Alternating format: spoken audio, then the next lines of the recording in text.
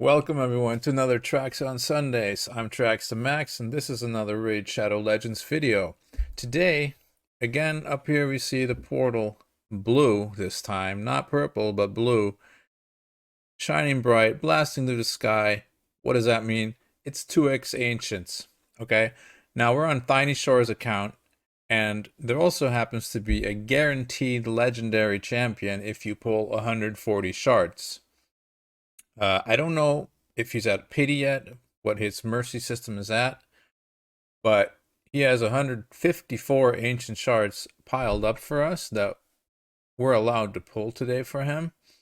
So that's what we're gonna do, and we're gonna hopefully find ourselves some goodies for some dungeons that he can progress on. Clan boss, which we're trying to finish up, try to get that 3-key, 2-key Ultra Nightmare damage going so that we can start piling up ancient shards again, obviously. So let's take a look at the champion we can get first here. So it's Goffred Brassclad. Now actually he could be a nice possibility for the 5th slot in his team as well, just because he has the defense down on the A1.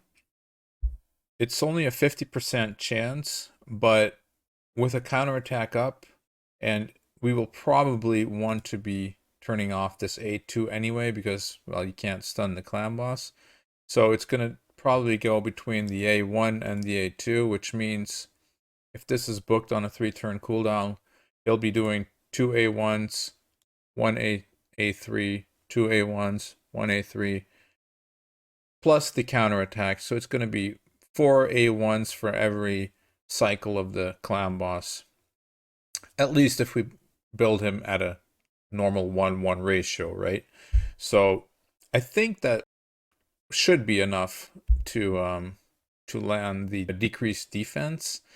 But yeah, I don't know. Maybe we'll pull something better, even like a Draco morph. Like that would be bonkers. Everyone knows that's pretty good for clan boss, and especially with the A1 doing extra damage for all the debuffs with that counterattack. That might be really nice. But he has this really cool passive here. If an ally is about to get killed by a fatal hit, blocks incoming damage and places a block damage buff on them for 1 turn. What does this mean? Well, this means that if you have a stun target and this stun target gets smacked down by the clan boss, Goffred Brassclad here is going to be like, hold on a minute, guys. Here you go, chap, you can get a block damage and nothing's happening to you anymore, my friend. So yeah, that's actually pretty cool. That's almost like a mini unkillable effect right there, right? Like you're protecting the guy who's going to get killed normally, and this is just going to be helpful to survive more turns, right? Especially like Scabrius has a pretty decent defense for an attack-based champion, but in general, they're gonna fall pretty fast, right? So this is on a 4-turn cooldown. If somehow we could get this to get Goffred at a 4-3 ratio, I think that means that we can actually get this back in time every time the stun target takes a hit, which is huge because the stun target is definitely going to be the weakest link. That's why the clan boss is targeting him. Well, one of the reasons at least. So to be sure that that target is actually going to stay alive could potentially, stall out the whole fight for another who knows how many turns. Also, what Brassclad brings is a increased defense buff on all allies for 2 turns. Then removes decreased defense or weaken, but clan boss doesn't do that, so that doesn't really matter. But what is important here is the increase of defense. Now, it's a kind of weak move for a legendary, to be honest. But what is important in the comp that we were trying to build already is that with this, it means that we will have defense up 100% of the fight. And if he's at a 4-3, we might be able to make it so that Goffred can actually place this before we place our shield. And that's going to increase the shield by a lot, which is also going to mitigate a lot of damage. So that just all adds up, right, to longer survivability. Bigger shield, defense up the whole fight. And then right here, the block damage if one of your units is going to go down. So this guy right here, I think it definitely has potential. I looked up the multipliers. They weren't that great. Like, they were strong, okay? So that's above average. So he can smack somewhat. He will be doing some decent damage for sure. That's going to be very, very interesting to look at. Yeah. I guess this is it. This is pretty exciting. This is my first shard pull, by the way, for anyone. So I think in the future, if people would enjoy me pulling their shards for them, I would probably be open for that. So without further ado, wait, no. First, let's go to a, let's see here. Let's go to 666. I mean, that's pretty cliche, but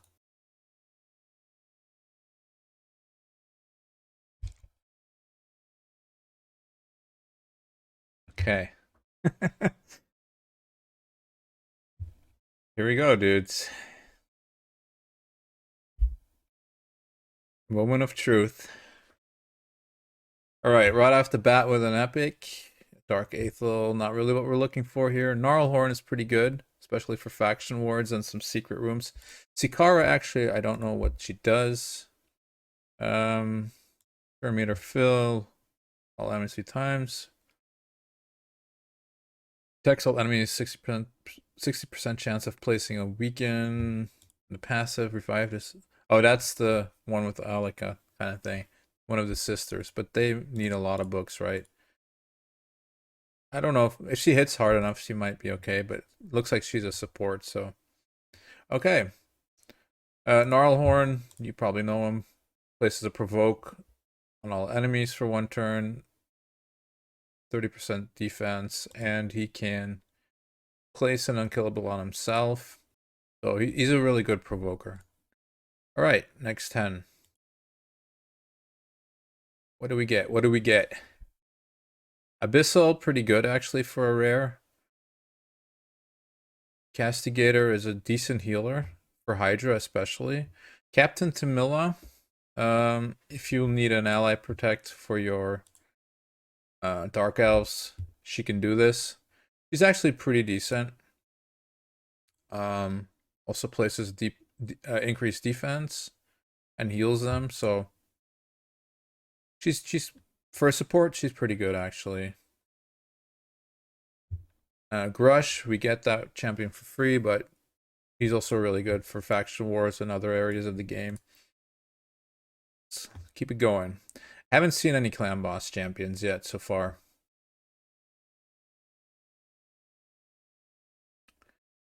All blues. Ooh, that's one we want to forget really quick.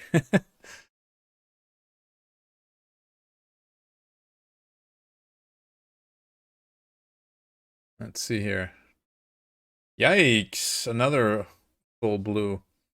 I never see anyone talk about this dude. I think this dude is kind of okay for the early game Fire Knight. Right, he has a double hitter on the A1, which you want for the Fire Knight. And this one also has a double hit. Attacks an enemy 2 times. Each hit has 30% of placing decreased attack, which books up to 50%. It's each hit, okay? So 2 hits that both have a 50% chance. It doesn't equal 100%, but it's really close to 100. I know it adds up really nicely. If you can get the extra mastery 5% and all that, you have a decent chance of getting the attack down, which you want on a Fire Knight. But then the thing that really makes him good here is places a reflect damage buff and continuous heal on all allies for 2 turns. This will actually, when the Fire Knight attacks your team, they will all immediately do one attack. Well, actually, like a reflect damage, but it counts as a tick for the counter of the shield of Fire Knight. So if you get this on, if the Fire Knight attacks you, automatically 5 ticks go down from the shield. He's HP based, so you can build him really tanky, lots of HP. Maybe throw a shield set on him or something for the waves. I think he's really decent for early game Fire Knight. Eventually, you're going to want other stuff, of course, but if you're struggling in the early game, Runic Warder is actually pretty nice for that, I think. Other than that, I don't see much here. Alright, Rearguard Sergeant. Rearguard is pretty decent for Clan Boss, actually, but I don't know if she brings an Ally Protect, attack down on the A2, but it's only a 75% chance, and a defense down on the A1, which is nice with a counterattack. Now, this is a 3-turn cooldown, Ally Protect, but I'm not completely sure if we need another Ally Protect in our comp right now. Other than that, Marquez, very, very hard-hitting rare champion. If you're struggling to find yourself a hard hitter in the spirit, this champion actually hits very hard. All you need, though, is a weaken up, I believe. Yeah, so attacks all enemies and then deals extra damage to enemies with the weaken debuff. This A2 hits really hard. Metal Shaper is very good for the Scarab King, because this can actually place a shield for 2 turns on a 2-turn cooldown, which means it's up all the time. If you time it right, you can get your whole team shielded for the whole fight, which is really nice. Alright, I think this is going to be the last 10 pop maybe before we have to make some room, or maybe not. We'll see. Kale, great starter. Marked, actually a really decent rare for early clan boss as well. If you don't have a Sepulchre Sentinel, if you don't have anyone with a block debuffs and increased defense on a skill, she's actually really good. This is on a 3-turn cooldown, so you can just build her at a 1-1 ratio, and you'll be able to block debuffs on the stun target, and increase your defense as well in one move. For a rare, really, really good, actually. It's unfortunate, though, that she's attack-based, so she doesn't deal that much. Well, if you build her with attack, she deals a decent amount for a rare, actually, but you don't really want that because she's going to die very easily, right? So, even has the defense, aura, and faction crypts. I don't know. Plarium, maybe she should be defense-based. Her kit kind of yells defense-based, but I don't know. Hyria actually also way better than you would expect. I play her in my Rare and Taco account in a lot of areas of the game, actually. She's like a budget Farrakhan the Fat. She has a 4-turn cooldown, attacks with 2 random allies. So ally attack, 2 random allies only, so not the whole group. But it still helps, especially an early clan boss. If everyone has like lifesteal, they all attack the clan boss at the same time. They all get life back. It's really good. And she also has a chance to put up poisons on her A2. 50% chance per hit, and it's 3 hits. So on average, she's getting like 1.5, actually a little bit more than 1.5 poisons off every time you get the A2 if you use the +5% mastery, which I would recommend then. And then this A1 always, oh no, I thought it always crit, but it has an extra 25% chance. Okay.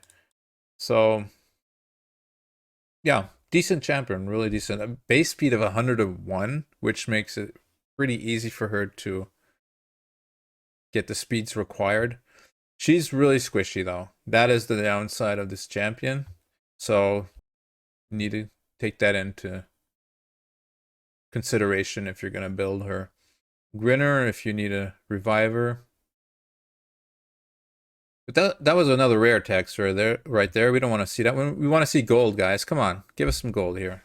Give us some gold. What is this? Deathless.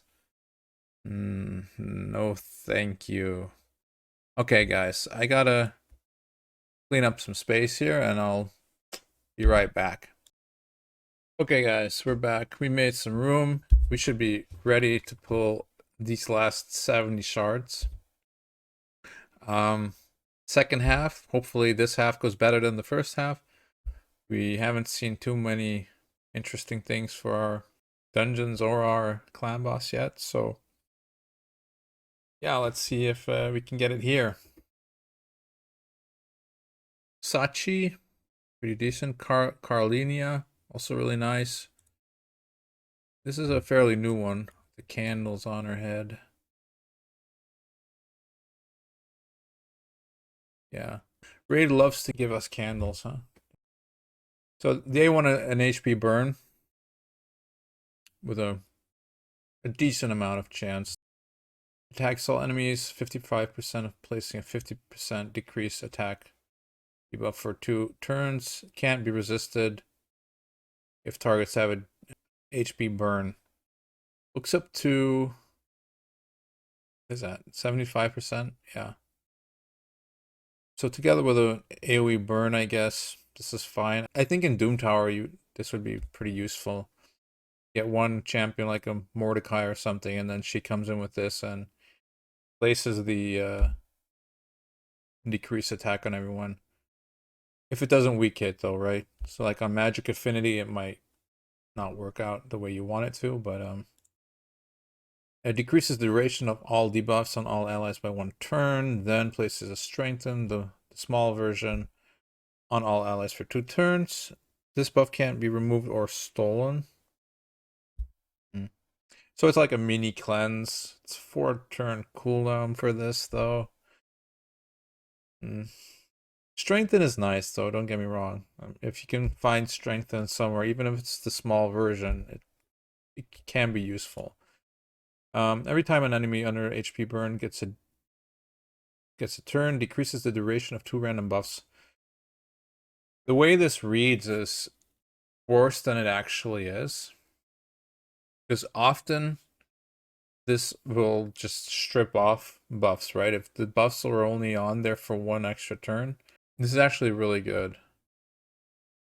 Well, for a passive, it doesn't have a cooldown. It's just whenever they get a turn and they have an HP burn, one of their buffs just gets an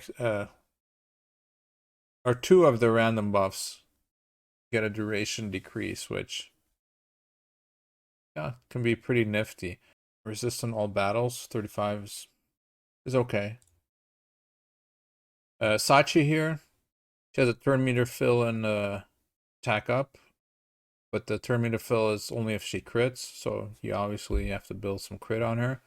But attack up on all allies for 2 turns. This is an accuracy decrease on her A1, all enemies, so in a stun set and stuff like that, she'll be pretty awesome for faction wars. Decreased crit rate is kind of meh, but the leech on this is really nice though. It's also on a 2-turn cooldown. She does have a nice ability here. Revives a random ally with 30% HP whenever this champion kills an enemy. This is actually the way I completed my Faction Wars 21 the first time.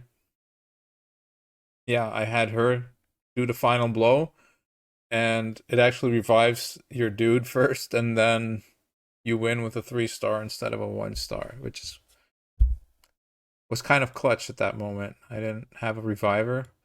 Vagabond, no thank you. Hatchet Slinger can place an unkillable on himself for 2 turns, so you can... There's some cheese strategies involved with him, and Faction Wars, Spider as a spider tank, stuff like that.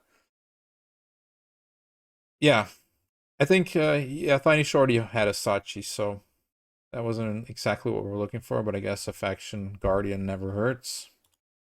Come on, give us some gold, Plarium. Give us something. Give Thinyshor something today. No one's ever gonna want to have me pull their shards if I don't get some some legendaries here. Nasana, good ally protector. Come on. Show us that gold, Plarium. Come on, man. Stagnite is very, very good. This could basically be a legendary. Speed decrease on the A1, attack down and defense down on the A2, and then the passive places 50% increase accuracy on an ally each time an ally has a debuff resisted by an enemy. So it's like, oh, you didn't place your decrease, whatever. Here you go, 50% extra accuracy. So next time you can do better. No, but he's really good. All areas of the game, I'd say. Like in arena, maybe not that fantastic, but it is a defense down, right? So he has a great base speed, great HP. His overall stats are just pretty amazing, and yeah, really, really, really good champion. Adriel, support champion of Sacred Order. Decrease accuracy on the A1. Heals all allies 20% of their max HP. Places reflect damage buff on them for 2 turns. That again is like Fire Knight. That calls Fire Knight. Although this is only a one attack, one hitter. Generally you want at least like a 2 hitter on the A1 for Fire Knight. Also has a 100% chance of getting a decreased attack on the A3, which is kind of nice. But it's a 5-turn cooldown, which is not really where you want to be. And magic ally speed in battles, I don't know. She's okay, I guess. Nothing too special. Stagnite here is just basically like a legendary. Banshee, actually, you probably want to build one out eventually for secret rooms because she has all the AoEs. So she's really good in a stun set, right? And Ogre Jailer, if you need a single target nuker for some areas in the game, he actually smacks really hard. Single target. Okay. That's still no gold though. We're still waiting for gold here.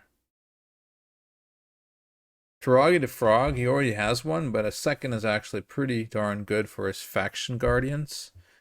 If you don't know what he does, he's actually a clan boss beast. So he has a small chance of attack down on the A1. That's not too great, 40% chance. It's not reliable, but it is an extra chance to get it down. So you'll have it down for the 2 AoEs, which is what you want.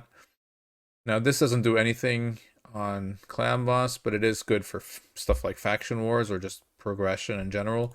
But here you have the 3-turn cooldown, ally protection. Also heals this champion, places reflect damage, and then it heals. The heal increases for by 2.5% for each poison debuff on the enemy team. Now, he has a poison in his kit here. When he is attacked, he has a 50% chance of placing a 5% poison debuff, the big poison, on the attacker for 2 turns. It only occurs once per hit,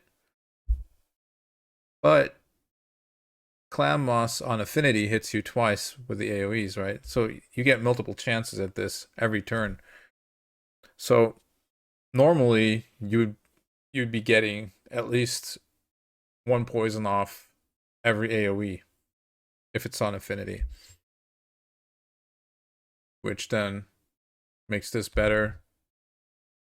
Resistant all battles, pretty decent. I've seen this champion be used recently in a speed run. Increases ally crit rate in dungeons by 33%. I didn't know about this, so this was a good find. This was actually a find by Sam Solstice. I don't know if that's how you pronounce his name. If you haven't seen this channel yet, definitely go check it out. There's some crazy stuff on there. They basically do like these very, very fast dungeon speedruns, which are a little RNG dependent, but they're really cool to watch, like knocking down Ice Golem 20 in like 10 seconds or stuff like that. Pretty crazy. But I saw her being used in that particular run actually, Ice Golem, where the whole team basically got 33% crit rate. Other than that, they didn't use her for anything. So that's pretty funny, but yeah. Marauder, decent for faction wars. I've seen them been used in the Spirit, all Spirit Rare, Doom Tower. Apothecary, obviously everyone knows him. He has this broken ability here. Place 30% speed increase on all allies for 2 turns. Fill the turn meters by 15% on a 3-turn cooldown. He gets used in a lot of clan boss teams, arena, dungeons, everywhere in the game. Probably doesn't really need any words, but come on, Plarium, give us a Lego, please. What is this? Oh man, we're getting really close to the end here, I think. I don't know if this is the last 10. I actually hope it isn't, because I don't want to disappoint my buddy here. There we go. Ooh, Danik's Skull Reap. Now that's an interesting one. Okay, and this isn't the end yet. This isn't the end yet. Because this would have been the Brassclad, right? So Danik's Skull Reap. I believe he has a weird defense down. Yeah, attacks an enemy 2 times. So it has a 50% chance of placing the... Oh, each hit has a 50% chance of placing decreased defense. So that could be something we're looking for, actually, for our clan boss. And the chance increases to 50% if target is under fear or true fear. Well, for clan boss, that is obviously never going to happen. Attacks all enemies, has 75% chance of placing decreased accuracy buff for 2 turns, and a true fear debuff for 1 turn. Champions of the High Elf, Dark Elf factions can't resist these debuffs. I don't know. Maybe for this new dungeon, you have the defense down and you have the decreased accuracy. The Iron Twins. Maybe for that. I don't know. Okay, attacks one enemy will ignore shield buffs. Decreases the cooldown of battle flow by skill by 2 turns, fills this champion's turn meter by 30%, and places 30% increased crit damage buff on this champion for 2 turns if this attack kills an enemy. It's a 4-turn cooldown, which would become a 2-turn cooldown if this kills an enemy. I don't know about that. I'll have to see the passive first, I guess. Heals this champion by 50% of their max HP every time this kills an enemy. Grants an extra turn every time. Okay, only if they kill High Elf or Dark Elf.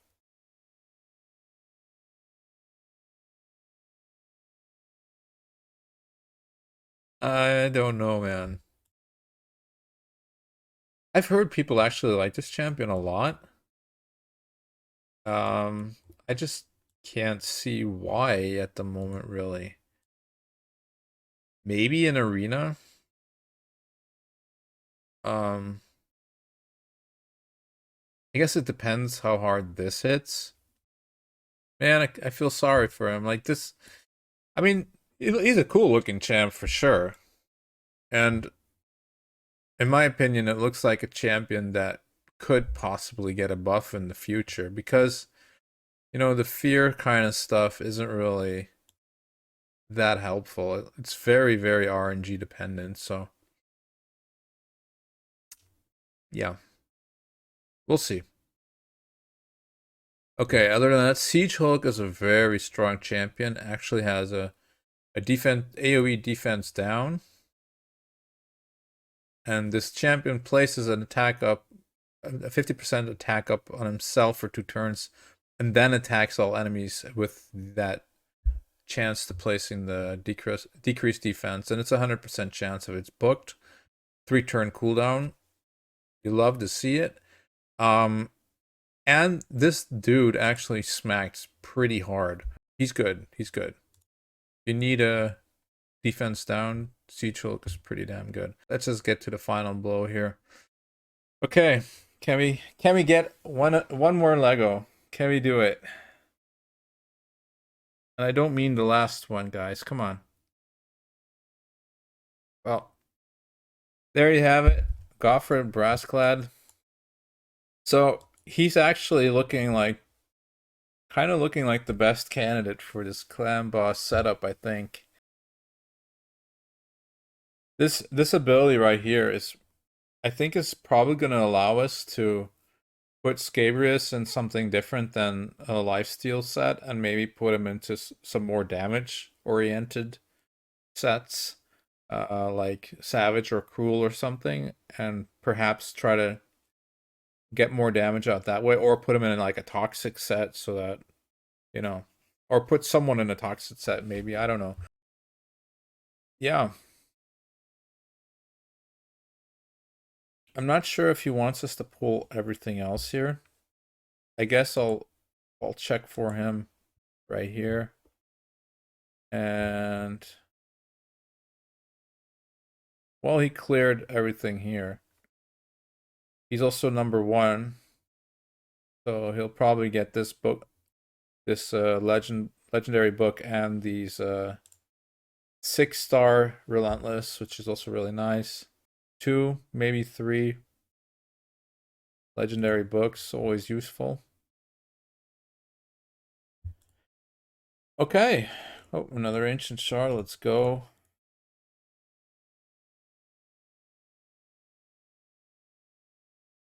Well, that was it, I'm afraid.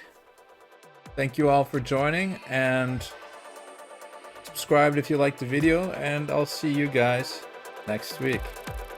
Peace.